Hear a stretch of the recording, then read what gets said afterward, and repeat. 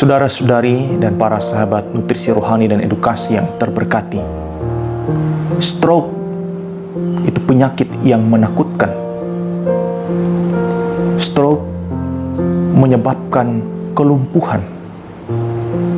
Yang namanya orang lumpuh, ia tak berdaya.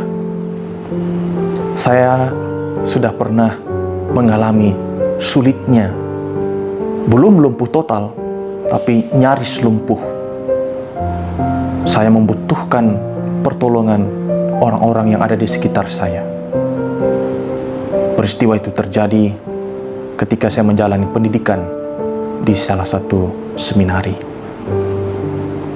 Dan kelumpuhan itu membuat kita sangat tergantung pada kebaikan dan pertolongan orang lain. Dan kelumpuhan ini terjadi karena satu sebab. Untuk stroke secara fisik itu terjadi karena adanya penyumbatan dalam sistem darah yang ada dalam tubuh kita. Entah karena darahnya kental, lalu tekanan darah tinggi sehingga sistem tidak bekerja dengan normal. Akhirnya membuat otak kita diserang oleh kelumpuhan.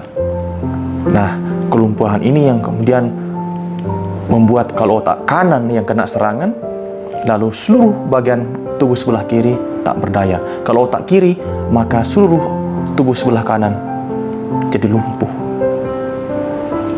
Maka hari ini ketika kita mendengarkan Tuhan Yesus menyembuhkan orang lumpuh, kita bisa merasakan betapa bahagianya dia dilepaskan dari ketakberdayaannya, dibangkitkan kembali martabat dan harapan hidupnya.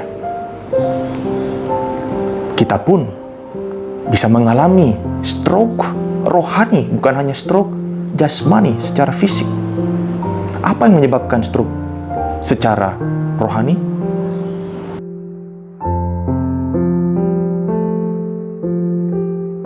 Itu tiada lain adalah dosa yang menghambat, menghalangi relasi kita baik dengan Allah, dengan Kristus sendiri, maupun dengan sesama. Sehingga kita terkadang jatuh pada situasi kelumpuhan. Kita kena stroke rohani, spiritual stroke. Lalu apa yang kita lakukan? Seperti si lumpuh, kita datang kepada Tuhan, memohon rahmat kerahimannya, mengakui segala kelemahan dan dosa-dosa kita. Tentu jangan lupa juga mohon maaf kepada saudara-saudari kita, mengampuni kesalahan jika ia melakukan kesalahan pada kita, melakukan sesuatu yang tidak berkenan pada kita.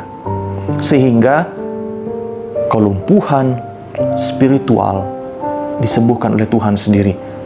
Dan itu terjadi dalam rahmat yang berlimpah-limpah. Gereja menyediakan sakramen tobat. Sebelum Anda kena stroke rohani, pergilah menerima Yesus Sang Penyembuh sejati yang membersihkan semua penghalang yang dapat menimbulkan kelumpuhan rohani, yakni dosa-dosa saudara-saudari, dosa-dosa kita manusia yang rapuh. Semoga saudara-saudari, sahabat semua dibebaskan dari dosa sehingga terhindar dari kelumpuhan rohani. Tuhan memberkati kita semua.